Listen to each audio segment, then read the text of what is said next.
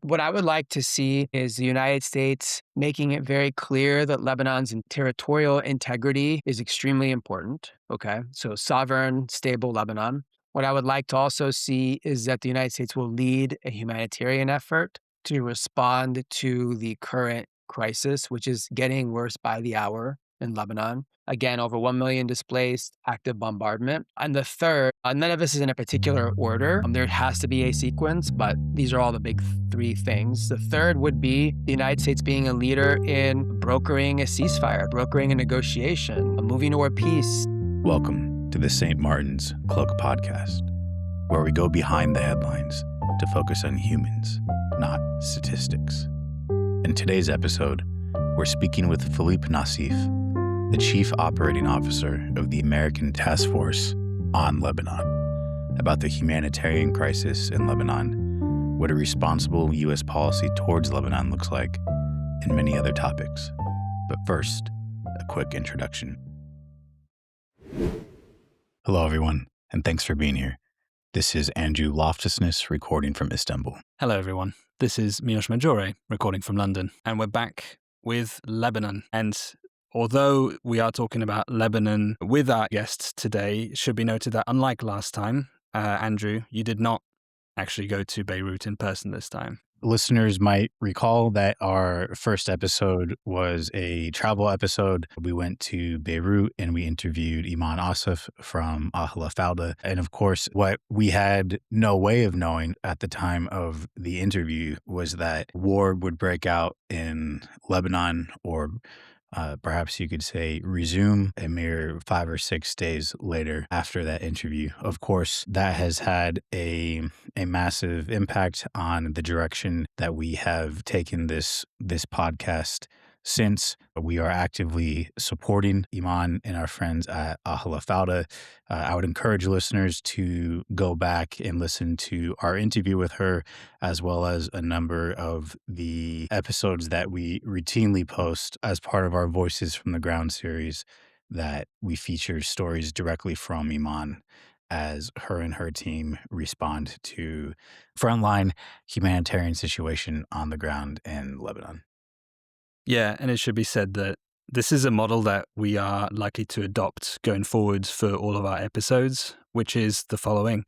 We will always try and give you, the listeners, the most authentic experience as possible with regards to hearing the voices that are directly affected or are contributing to the humanitarian efforts on any given topic, right? And as we did with our first episode in Lebanon, the best approximation of that we can do is to go there ourselves and make contact with the people that we want to talk to, and also provide a better understanding of what the country or the places like outside of the ongoing humanitarian crisis. So moving forwards, whenever possible, that is what we're going to try and do. In cases that is not possible, either for security reasons or travel concerns of some kind, what Andrew just mentioned is likely to be the standard, aka reaching out to our contacts, asking them to provide their experience that we can then read out to you. And that is likely to, as I said, remain the model moving forward. And in the case of the episode today, we wanted to take a different angle with regards to Lebanon. So we will be continuing to provide you with the direct experiences from the ground from Iman. And at the same time, we also wanted an opportunity to understand the broader policy decisions and implications that go into this war. Yeah, 100%. And Miloš, one thing I'll add to that is that our recording schedule and the topics that we are able to discuss at the standard that we want to, featuring the voices that we want to, because of the topics that we cover, is also impacted by real world events on the ground, right? So for example, if we are relaying messages from Iman, keep in mind she's sending us those updates in the midst of this extremely intense situation, right? And this applies to other parts of the world and other humanitarian crises that we want to follow and report on as well. So for example, support to Ukraine is a topic that both of us are passionate about to bring you that story in the way it deserves to be told, we have to find the right people, whether it's Ukraine, Lebanon, Sudan, stories in the United States that we want to talk about. And sometimes our pre-planned recording schedule, of course, gets impacted by events on the ground with the people that we are talking to. So just putting that out there for listeners, that's a little bit of what's going on behind the scenes. And as always, for any one of these episodes, we will continue to provide the links and resources in the descriptions, as well as on our social media, that will allow you to make an informed decision as to how best you want to contribute to help the people on the ground affected by the situation. But with all that being said, let's talk about our interview today. So we reached out to a number of organizations in Lebanon outside of Ahl Fawda. And one of the organizations that reached back out to us was the American Task Force for Lebanon. It is based in the United States, specifically in Washington, D.C., but as the name suggests, obviously has a lot of ties both on the policy and individual level to the country. Yeah, definitely. We reached out to ATFL and we heard back very quickly, which we were grateful for. And then we were able to set up an interview with the ATFL Chief Operating Officer, Philippe Nassif. We spoke to Philippe on March 26th. I'll note that Milos and I are recording this a few days later on March 30th. And so the situation on the ground in Lebanon and a number of the things that we discussed in the interview with Philippe have, of course, changed since then. And I want to make sure that we note that. But very grateful for Philippe's time, for representing the ATFL and telling us about their mission, which is essentially to strengthen the Lebanese-American relationship.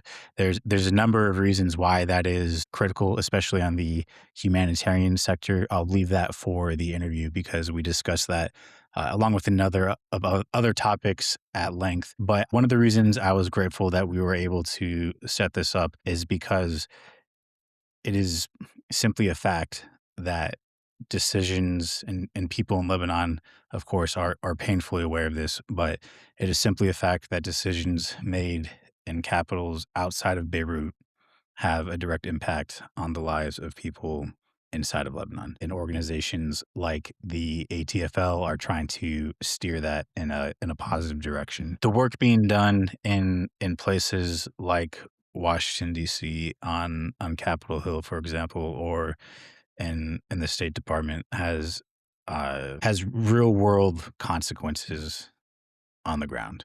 Yeah, and it's especially notable with a organization such as ATFL, which has quite a lot of links not only within the government in the United States, but also with personnel and the government in Lebanon. So it was really fascinating to hear how these lobbying efforts, essentially in Washington, D.C., complement those grassroots, on the ground workers currently in Lebanon. And obviously, supporting Lebanese aid workers does remain our top priority here. But it's good to know that these two worlds are intrinsically linked and that understanding the one can help inform the action taken by the other. So that is what we wanted to explore today. You know, one of the things we talk about all the time is that when it comes to humanitarian aid work on the ground in Lebanon and Ukraine, in any given country, the people doing the real work up front, the day after, the hour after a war starts or a natural disaster or what have you, are these local communities. Right.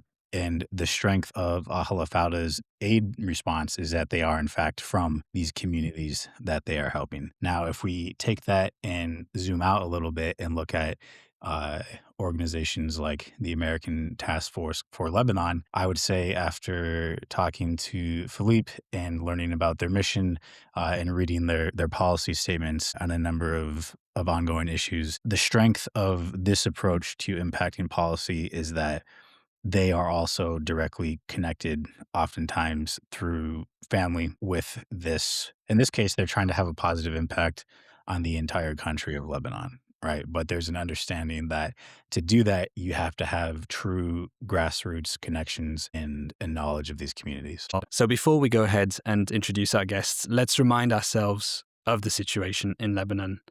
And just to be clear, the situation is extremely dynamic and unfortunately changing for the worse by the day. As of March 25th, so just 5 days ago, a day before we recorded our interview with Philippe, the UN Relief and Works Agency placed the number of displaced people within the country at just over 1 million. Now, of those, nearly 150,000 have fled into Syria as a result of the conflict. And this fighting is, at the moment, not showing any sign of de-escalating. Just yesterday, so on March 29th, Netanyahu delivered a speech announcing that he had instructed the Israeli armed forces to push further into Lebanon in a bid to, and I'm quoting him here, fundamentally change the situation in the north of Israel. Israeli occupation of southern Lebanon would obviously be a devastating humanitarian scenario, and senior Israeli officials are even comparing their invasion plans to Gaza. And for example, Israeli Defense Minister Israel Katz said that residents and homes, quote, in contact line villages would be destroyed in accordance with the model of Beit Hanun and Rafah in Gaza. Israeli airstrikes have also killed an increased number of Lebanese journalists, medics, and first responders, as well as members of the UN peacekeeping mission UNIFIL and the Lebanese armed forces, which, it should be said, are a partner force of the US military. To talk us through all of these issues, as we mentioned earlier, we sat down last week with Philippe Nassif, the Chief Operating Officer at ATFL. He's joining us with more than 2 decades of policy experience, both in Washington, D.C. and in Lebanon. He's worked both in the policy analysis as well as the policy implementation sides, with experience at CSIS, the Aspen Institute, as well as in the White House, where he worked on the Obama presidential campaign and the White House advance team. He has also worked as an election observer in southern Lebanon, as well as at CARE USA.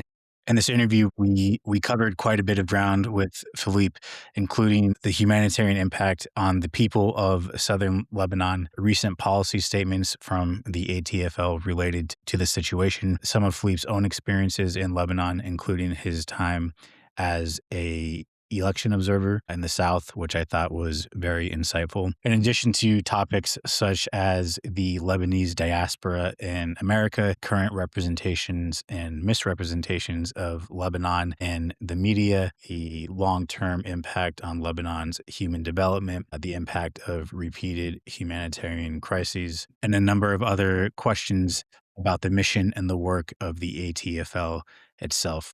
So now, ladies and gentlemen, we bring you Philippe Nassif.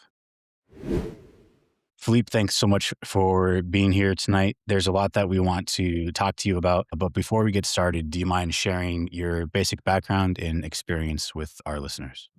Sure. Yeah. Thank you all for having me on your program. So, my name is Philippe Nassif, and I am the COO of the American Task Force on Lebanon, or ATFL. And I've been with the organization for about a year and a half, based here in Washington, D.C. Awesome. So earlier this month, there was an episode from The Daily in the New York Times focused on the war in Lebanon titled The War Within a War. And I thought the reporting in the story was very good, but I thought that the framing fits into this larger trend in American media of discussing Lebanon primarily in its relation to its neighboring countries or the influence of regional powers in the Middle East. And we want to focus on Lebanon as its own country, its own culture. However, because of the current war, there's going to be a lot of people in the media discussing Lebanon who might not have a background on these issues. So what do you think is a responsible way to frame conversations about the war in Lebanon right now, as well as the escalating humanitarian crisis that actually centers the Lebanese people? Yeah, that's a really great question. I think it's a great way to start this conversation. I mean, it's pretty easy. It's a pretty easy, straightforward answer in that this is a humanitarian disaster for Lebanon, first and foremost. This is a manifestation of really complex geopolitical realities that have existed for a long time in Lebanon and in the region, coupled with political decisions being taken here in Washington, D.C., and in Israel and in Tehran to essentially get into this huge escalation between these three main countries and then the rest of the Gulf, as we all know. And you've got Lebanon, which sort of sits not exactly in the middle, but quite central to this issue because of Hezbollah and because of Iranian support for Hezbollah. And what's happened now is Lebanon is dragged into another conflict. It did not start. Uh, and when I say Lebanon, I don't refer to Hezbollah, I refer to Lebanon and Lebanese people. So it was a conflict they did not want, they did not start, they don't want to be a part of, yet they find themselves quite central to why it's still escalating and may even find themselves victims of this may settle down between Iran, Israel, and the US at some point, and it still is going on in Lebanon between Israel and Hezbollah, which is a really scary reality for the now 1 million plus internally displaced Lebanese people who have found themselves without a home, without a place to sleep, live, work, etc., in a country that's already coming out of a horrendous economic crisis that led to a whole host of economic issues that are still reverberating through Lebanese society. And of course, the fighting that happened not even a full year ago between Hezbollah and Israel, which did very heavy damage to southern Lebanon already. So it's just one thing after the other, crisis upon crisis upon crisis, which is why, the humanitarian issue here is really concerning. We came across your interview that you did recently with the Listen Habibi podcast, which was a great interview, by the way. And in it, you mentioned how in the past you worked, amongst other things, as an election observer in southern Lebanon. So clearly quite well acquainted with the country and in particular the region that you just mentioned. And before we dive into all the, let's call it, higher policy discussions or initiatives and some of the stuff that you just mentioned, I want to take the opportunity just to talk about the people in Lebanon itself. And so this question is two-pronged.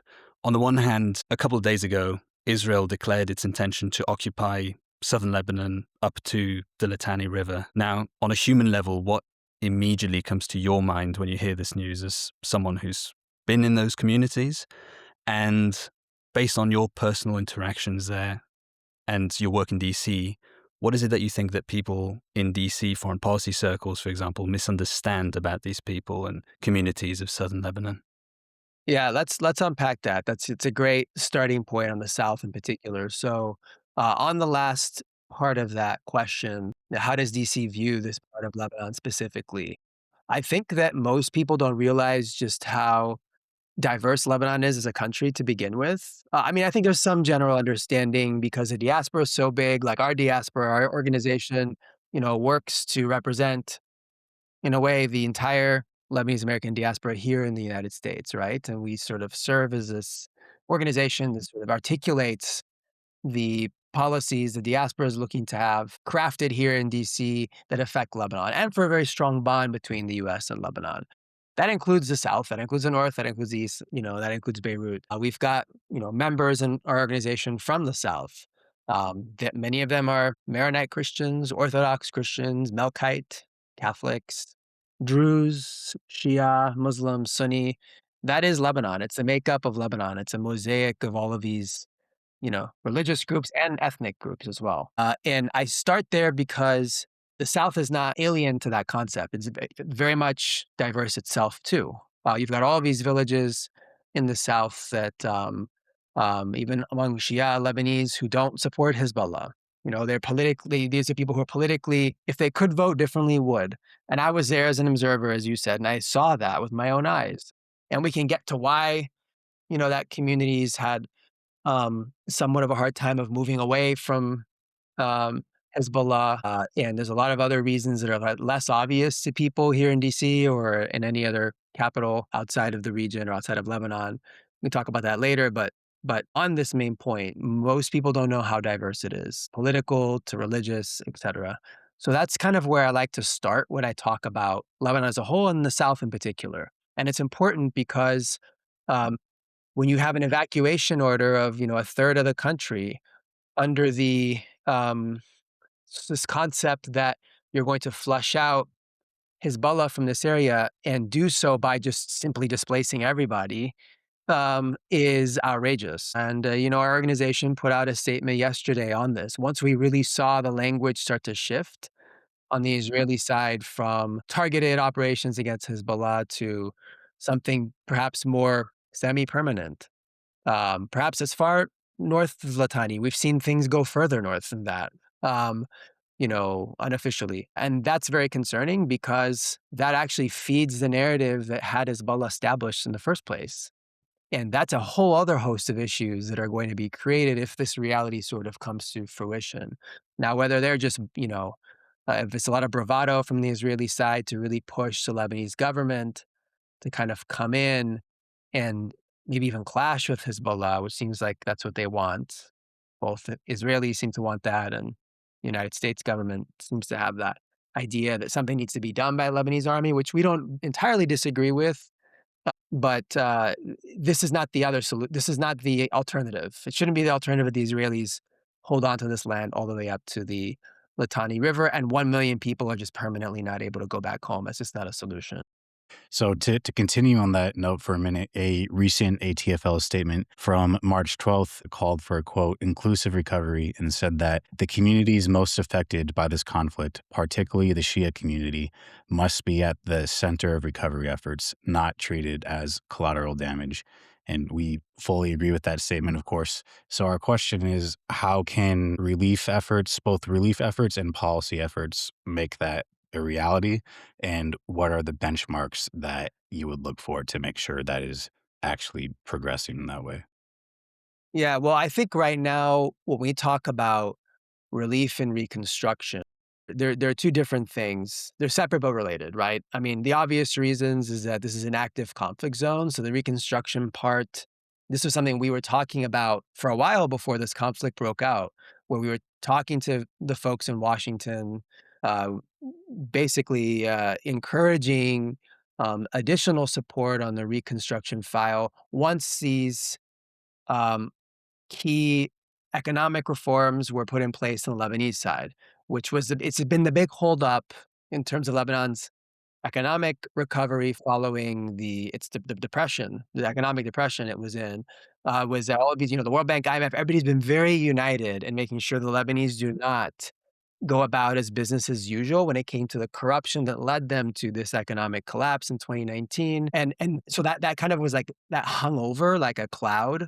reconstruction efforts and kind of just slowed things down. So we were just sort of pushing, saying, look, like people needed support. And as much as the United States can be the main partner in marshaling that support, those resources, it's not just from the United States directly, from Gulf countries who did pledge for a variety of different buckets of funding for Lebanon. This was what we pushed for. So now, because we're in a full-blown crisis, we need the humanitarian relief. And this is our main ask, right? Well, one of our main asks to the US government is like, okay, let's demonstrate that the United States does actually support this pretty good government that is in Lebanon in place right now that is trying to implement reforms, is trying to disarm Hezbollah, it's been saying the right things, which is may sound like a low bar to American audiences or other audiences, but that's actually pretty good by Lebanese standards, considering where we were a few years ago.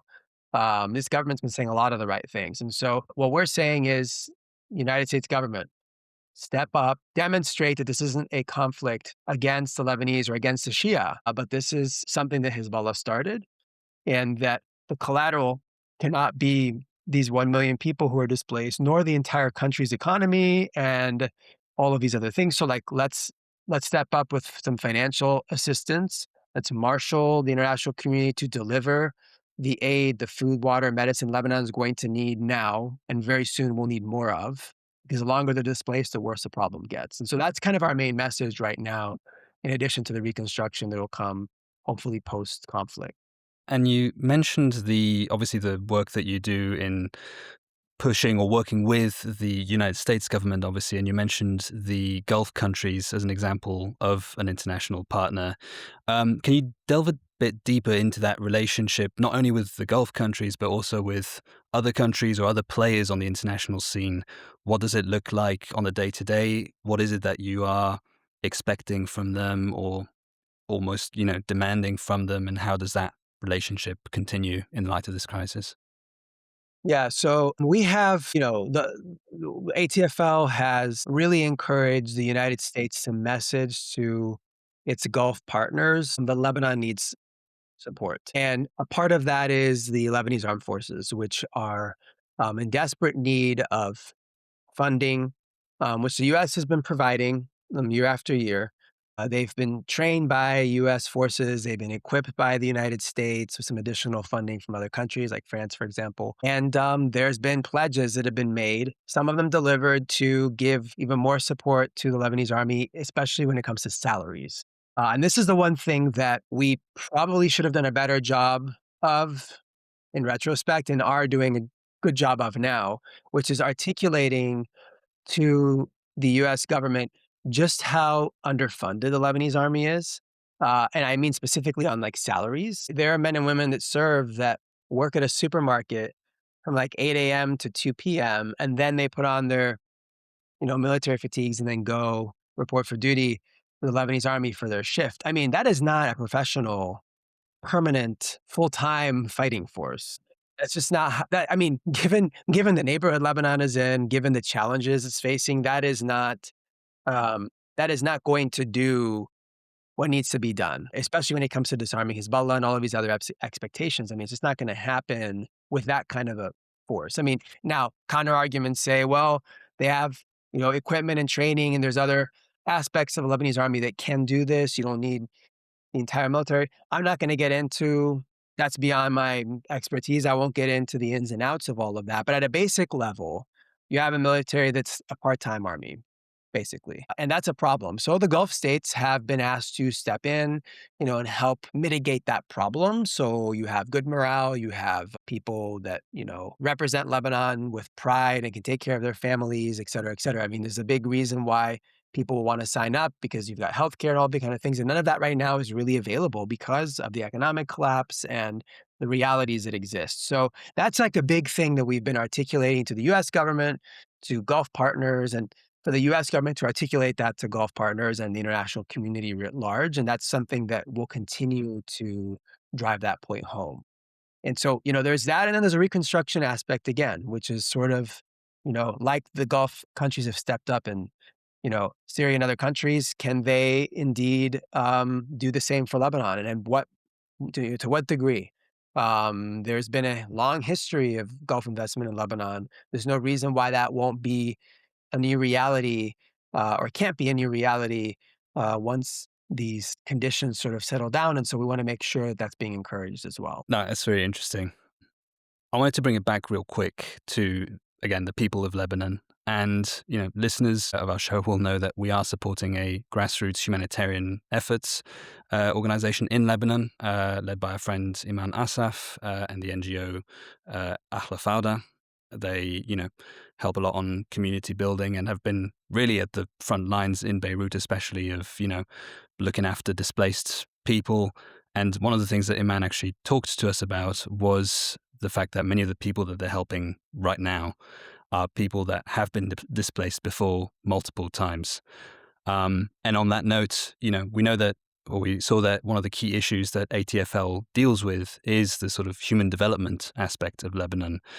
And in your experience or in your mind, what is that impact of repeated large scale, you mentioned 1 million, displaced people at the moment.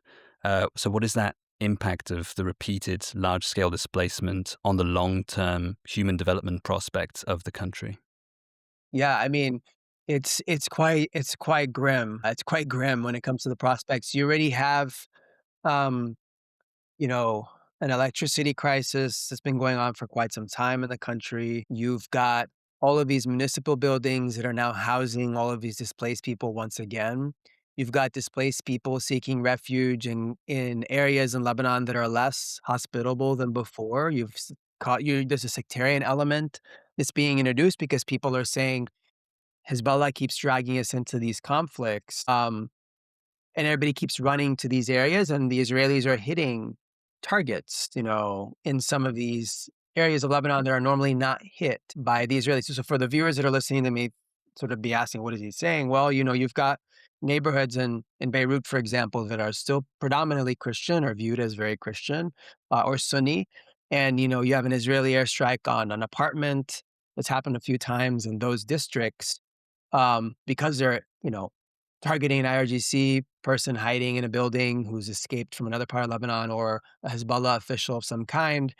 The people in the neighborhood say, well, we wouldn't have been targeted had we not had all these people come here seeking refuge. And so it's a sectarian element that's sort of rearing its ugly head. And that is not a door you want to open in Lebanon. I mean, Lebanon has opened that before, and it took 15 years to close it. And you could argue it never was fully closed, but it certainly was close enough that you don't have what you had from 1975 to 1990, which was when the Lebanese civil war raged for years, and it was largely along sectarian lines.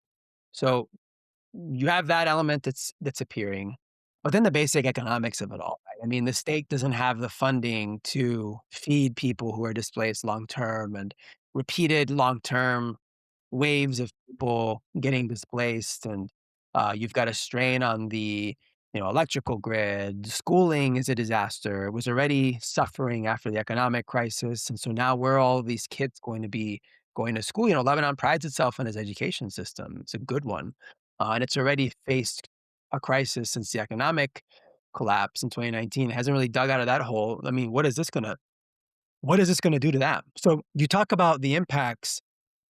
People displaced, they're not working, they don't have access to healthcare.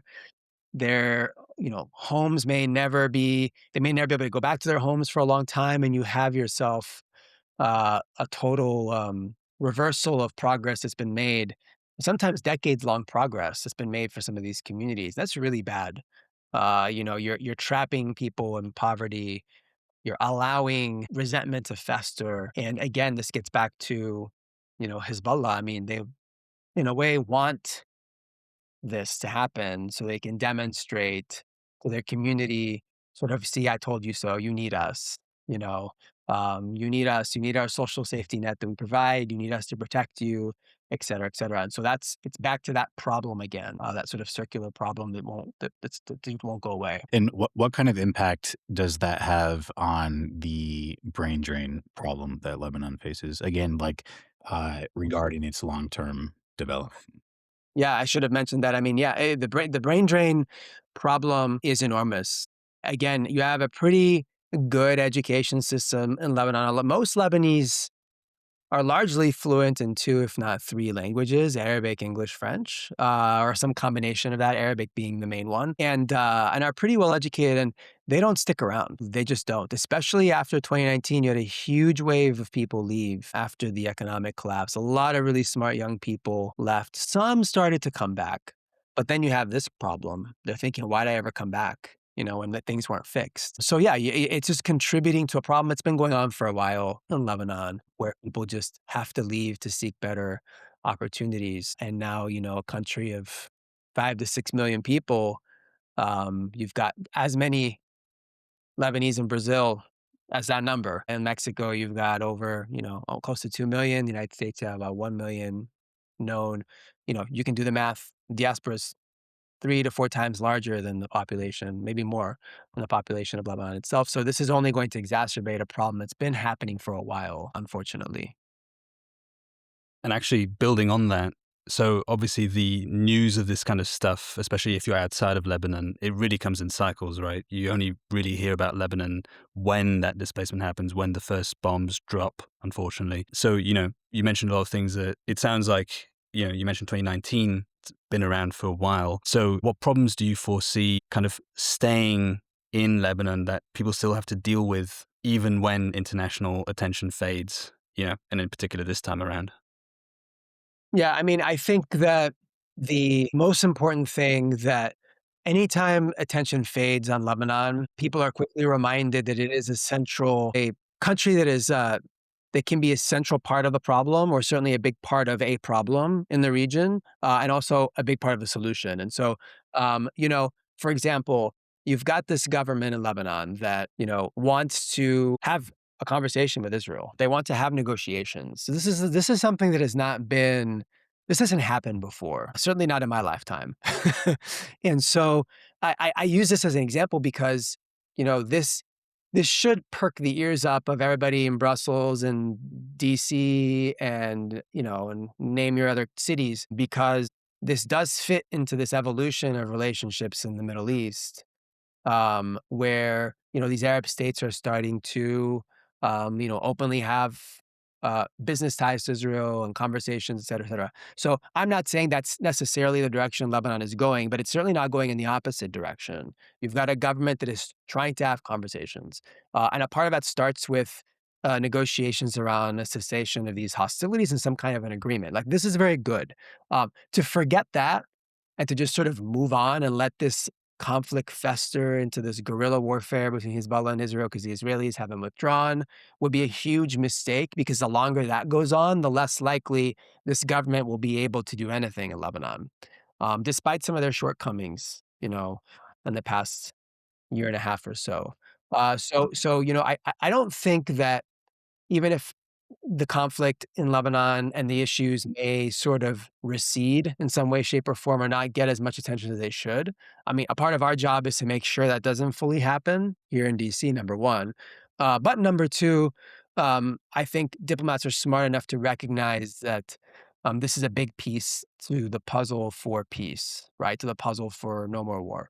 And as long as they're reminded of that reality, the attention will either remain or increase. We'd like to see more attention to this file than we're seeing now, and that would be a good thing if we can get that going.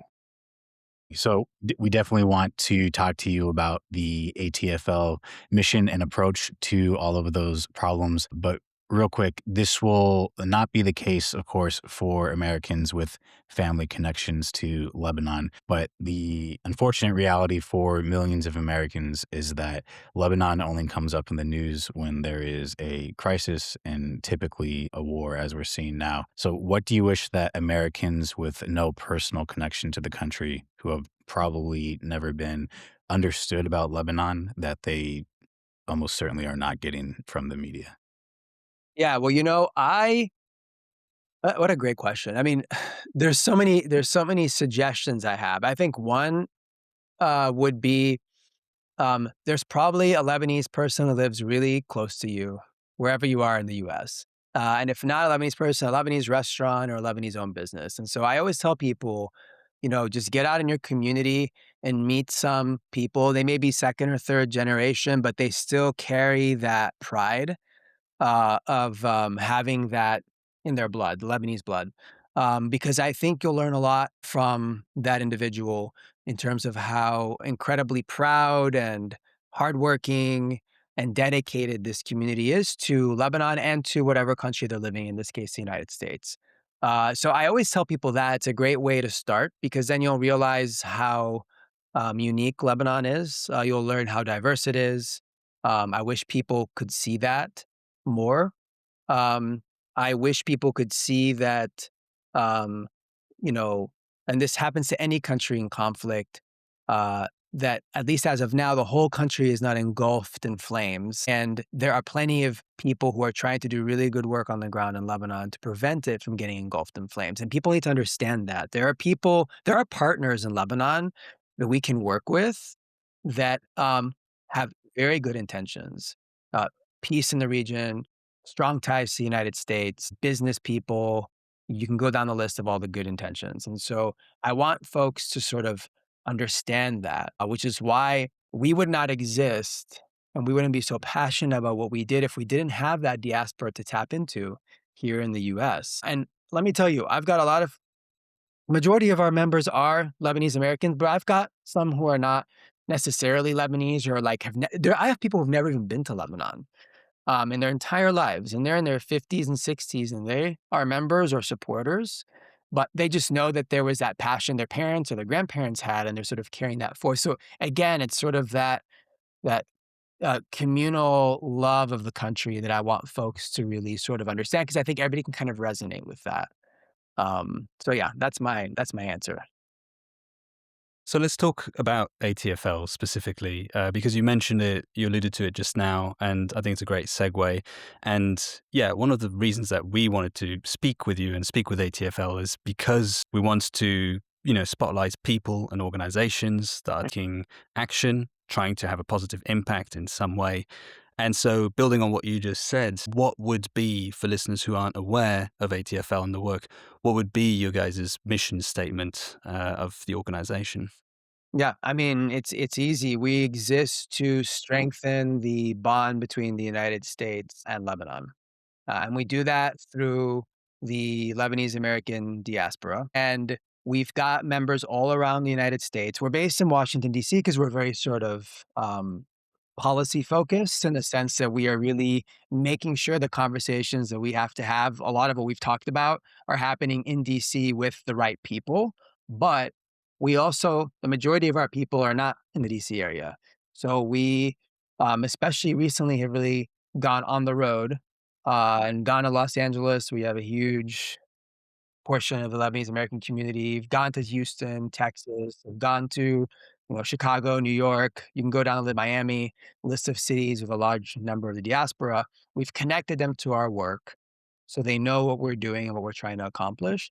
And we show policymakers, members of Congress, that these are constituents, right? These are voters who live in their districts. They participating in American democracy. And, um, our community has only recently learned how to sort of organize itself politically. Generally speaking, they kind of like put their head down low and they just work and start businesses and are very accomplished, but they aren't um, sort of politically savvy or organized and have not really coalesced around an organization that maybe has its interests at its core. But we are now that organization doing that. And so our job is to just continue to connect the diaspora to us so we can better represent all the things they would like to see happen. And so that's really our big mission right now. You've got this sort of DC based push, and you have a sort of broader outlook outside the Beltway to make sure the diaspora is connected to the work that we're doing. So let's dig a little bit deeper into that mission. On the ATFL website, it says that you are advocating for a U.S. policy that reflects the shared values and mutual interests of both nations. And we are absolutely about that and would love to amplify that. But for people outside of this space, again, obviously with Americans who might not have a connection to Lebanon and or are just not generally plugged into the policy or the foreign aid space, how would you describe those shared values and interests? Yeah, that's great. Well, I think first and foremost, our community um, believes in entrepreneurship, believes in, uh, it's sort of like it's a manifestation of the American dream in many different ways. Apologies to our English friend here. This is a very American approach to giving you a very American answer. But that is who we are. That's ATFL. But that is something that resonates with people who are not Lebanese American. It resonates with any demographic in the U.S. Is that we're entrepreneurial. We are everywhere. We live all over the country. Despite some of the big metro areas I mentioned where our communities live, you can find Lebanese communities that came in the 1800s in rural Pennsylvania among Amish communities in the swamps in Louisiana. I'm originally from New Orleans, and I can tell you can drive west from New Orleans out toward Texas, and Lebanese came to work alongside Vietnamese fishermen in the swamps, in like 18 whatever. I mean, a long time ago. And they have no real deep connection anymore to Lebanon, but they have Lebanese names and ancestry, and they still eat Lebanese food with sort of a Cajun twist. And so, this is a kind of story we like to tell of the diaspora, and how interwoven it is in the American fabric. We've got members of Congress who have Lebanese heritage, former governors. These are folks that we have involved in our organization, and I don't think a lot of people outside of our space even understand how many Lebanese Americans there are and how many prominent Lebanese Americans there are. They may be very familiar with. So it's our job to tell that story better. And that's something that we're sort of hyper focused on. So I always tell people who have zero connection to Lebanon that, you should come to some of our events anyway or to our gala we have every year because you'll learn how many, CEOs and Hollywood stars or whatever, or your own local representatives could have some kind of heritage to the country. And we find them and we involve them in the community. And so that's kind of what I like to tell people. The other thing is this is a big one. This is a big one. I don't think people actually understand how democratic Lebanon is. It is a country that has elections. Some would argue a lot of its problems are because it has elections.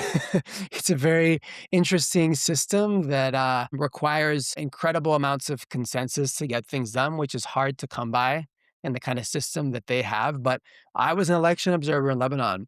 And this was after the economic collapse. It was the parliamentary elections. And let me tell you, people were voting by candlelight and they were counting ballots by candlelight because there was no electricity. There was like 2 hours of electricity a day at one point. When you tell Americans that, they're thinking, wow, that's amazing. In a Middle Eastern country, with they still insisted on having these elections and they still counted ballots and they were largely free and fair elections based off of the observations of the observers. And there's other issues that they have for sure, a whole host of them. But nevertheless, they try really hard. And I think that's something else that Americans have zero idea that there's that kind of a tradition in Lebanon that I think is really important. And I think that kind of resonates with people when you start to tell them and explain that to them. So that's the other really big one that I didn't mention, but I think is important for people to hear and understand. I want to ask you some questions about ATFL's policy and advocacy outreach, but I will note that Lebanese food with a Cajun twist sounds awesome. It is. Uh, It is. I Trust me. believe you. So, when it comes to your work specifically in DC right now, who in the US government, either in Congress or the State Department or anywhere, that's just who comes to mind most prominently, would you say is a leader on these issues? Like who do you guys work with who you would say like really gets it? Yeah, so you have Congressman LaHood, and Congressman Issa. Issa's from California. He's not running for reelection, actually. And then LaHood from Illinois. You have, Donna Shalala, who served in past administrations, who also represented South Florida, I believe, who is Lebanese American. These are all folks that, especially the two current members of Congress, who we work closely with. And, I openly name them all the time because they're just so wonderful on US Lebanon issues. There's a whole Lebanon Friendship Caucus in the United States Congress that has been built up over time that they both share. And there's a whole bunch of members on there, some more active than others, but nevertheless plugged into the work that we're doing. We can go to them for a whole host of things. We have a government relations team that was on the Hill actually all day today, talking about both our statement we put out yesterday on the situation in Lebanon and looking into the future about what the U.S. can do, in a positive way. A lot of what we already discussed in this conversation. So those are kind of the main folks that we talk to the most. We talk to the White House. We talk to State Department. There's a great Lebanon desk and the Near East Bureau at State that are wonderful people who always have the best intentions for Lebanon. These are some of our big partners in the U.S. government. So at this point, at a very high level, what does a responsible U.S. foreign policy look like towards Lebanon, both in terms of the immediate relief of humanitarian suffering, as well as respecting Lebanese sovereignty? Yeah, what I would like to see is the United States making it very clear that Lebanon's territorial integrity is extremely important. Okay, so sovereign, stable Lebanon. What I would like to also see is that the United States will lead a humanitarian effort to respond to the current crisis, which is getting worse by the hour in Lebanon. Again, over 1 million displaced, active bombardment. And the third, and none of this is in a particular order, there has to be a sequence, but these are all the big three things. The third would be the United States being a leader in brokering a ceasefire, brokering a negotiation, moving toward peace, and ending the hostilities between uh, uh, Lebanon and Israel, specifically Hezbollah and Israel right now, and having Hezbollah fully defanged in the process, hopefully peacefully, and not through bombs, because that's not going to do it. These are the three big things that I think a responsible U.S. foreign policy on Lebanon look like. And we have parts of them that are there, but we need all three things fully at the same time for it to work. Wanted to ask you just two questions here. The first would be, through all this work that you do and clearly talking with some really high level people in this advocating for effective top-down change in a sense in this US-Lebanese relationship. What are some of the challenges that you face on the day-to-day? And perhaps another question, and I realize it may come across as slightly cheeky as the non-American here, but have there been any aspects in US foreign policy that in your eyes has perhaps either been flawed or perhaps not worked as effectively as would have been, desired by your organization? Could you touch on those points? What hasn't worked super well? Well, I think that we would have liked to have seen more support for Lebanese armed forces from the US. The United States has taken the lead in making sure the army got a lot of what it needs. But I think a full assessment, this is something we're asking for now, by the way, from CENTCOM, but a full assessment of what this fighting force actually has to have to achieve what is being asked of it. Um, and that needed to be done. And if it was done, I didn't see it or we don't know anything about it. Maybe it was, but I think that had that been done, there probably would have been a better, um, um, a more clear ask that would have been made, by Lebanon for support for the army. So in other words, in order for us to actually move against Hezbollah and move into areas where they have weapons storage and we maybe face some kind of a confrontation, which we hope not to have, we've got to be able to have this, this, and this. They had some intelligence sharing happening. They have training and they have equipment, but they don't have the salaries. Do they have the right equipment? We don't know. Some people say yes, some people say no, but like that's missing. To me, there shouldn't be too much ambiguity on any of that. We should have some clear answers on all of that, and we don't, and still don't, and never had.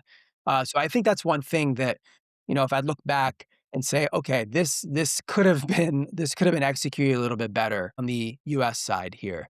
The challenges are making sure that we are we are trying to stay on top of a very rapidly evolving situation on the ground in Lebanon. You have multiple components happening where the government is taking some strong positions, declaring the Iranian ambassador persona non grata, asking for his departure by Sunday of this weekend.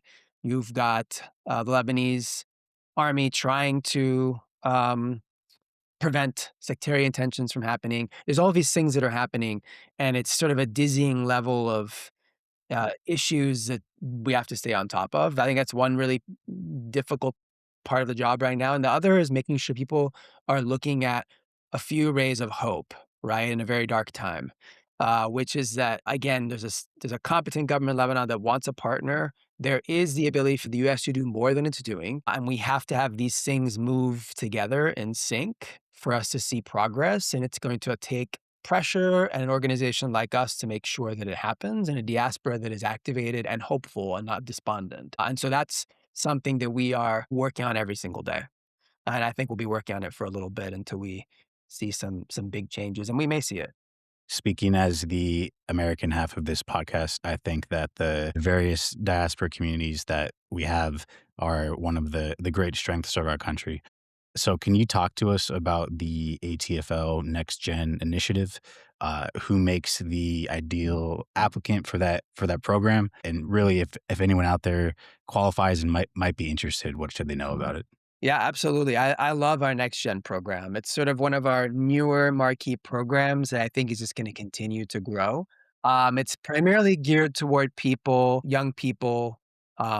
I've aged out of that bracket at this point, who have some sort of Lebanese heritage, and who want to get involved with the organization. They may have never been to Lebanon before, and they may desire to go, or they may have been many times. They may have been born there and now grew up in the U.S. But we're looking for people who are U.S. citizens, who have heritage, who can be a part of this program and participate. I should say U.S. citizens or green card holders, right? Who can participate. And the program is interesting because it's sort of like a manifestation of what we're doing all over the place, but in one program geared to young people. So we've got people from a variety of professions that are part of the NextGen initiative. We've got them from a variety of geographic locations here in the United States, demographic backgrounds, male, female, religious backgrounds, all of these things. And we all bring them together to basically have a better understanding of what we're trying to achieve as an organization.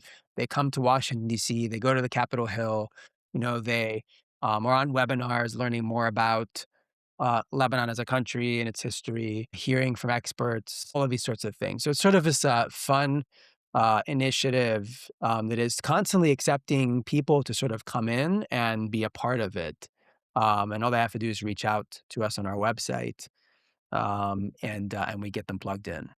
It's really great. We'll actually be linking out all of these resources in the description of the episode. And you've been very generous with your time, and obviously, you've got other work to get to. So we'll be wrapping this up shortly. But before we do, we've obviously touched on a lot of different facets of the situation going on now and alluded to some of your hopes on what comes next. And to that end, as a kind of bringing it to a conclusion here, what do you think of when we say the Lebanon of tomorrow? Yeah, I think of a Lebanon that is demilitarized in the sense that the Lebanese army is the sole military authority in the country. You've got a government that is functional, that has resources, that is stable, that is prosperous. You've got an international community that is engaged and plugged in, including Lebanon's neighbors, into the capabilities that the country has, the cultural, economic, political capabilities. It's a country that could actually be a real convener of nations, right? Based not just on its geography, but on its history. And I think that the outlook of Lebanese people has always been to connect globally. And I think that would be no different if they're just given the opportunity to have a stable country they can thrive in and of itself, as opposed to have to leave to seek that elsewhere. And so I see Lebanon as that kind of a country that is stable and that is able to host its own people and prosper. And so that's what we're working toward at the end of the day. And I think, I really do think we can get there. Absolutely. Well, we really appreciate your time today. This has been very insightful. I can say I've learned a lot. I'm certain that listeners will as well. So just to wrap up, our goal with every interview that we do is that people who listen are not only informed, but they're empowered to take action to actually help with these issues that we discuss. So if anyone listening to this wants to support humanitarian efforts in Lebanon or support ATFL initiatives or just really be involved in any way, what is the best way they can do that? Yeah, absolutely. So they can follow us on X. They can follow us on Instagram. They can reach out on our website, tfl.org. They can, any sort of social media platform you'll find us on. We're available, and we always are responsive to, the direct messages we receive or emails or even calls to the office. We try to answer them. We're just here to make sure people who want to connect can, and then we facilitate it as best as possible. We'd love to hear from some of your listeners. I'd love to be able to share this interview, if you guys don't mind, on our channels. I think you have a great program, and we just appreciate being able to give it a platform to talk about U.S.-Lebanon relationship and the war and what's happening. Pleasure is all ours, Philippe. Thank you so much for your time. Thank you. Thank you. Appreciate it. Hi, everyone. This is Andrew again, just with a quick note. We wanted to say thanks again so much to Philippe for your time. We really appreciate it. We have included in the description of this episode links to the ATFL's NextGen leadership program that they have for Lebanese diaspora in the United States to become involved with American policy towards Lebanon. And we definitely encourage listeners to check that out, share it with friends or family who might be interested, and to reach out to the ATFL directly to learn more about their mission and how you can become involved in their efforts.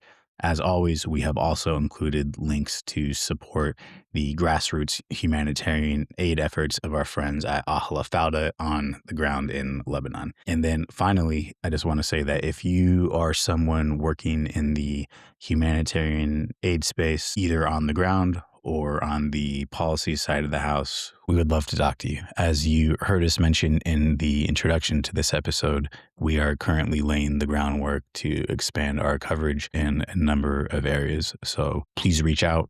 We have included our contacts in the description of this episode as well. This has been an episode of the St. Martin's Cloak Podcast. Today is March 26, 2026. Thank you for listening, and stay safe.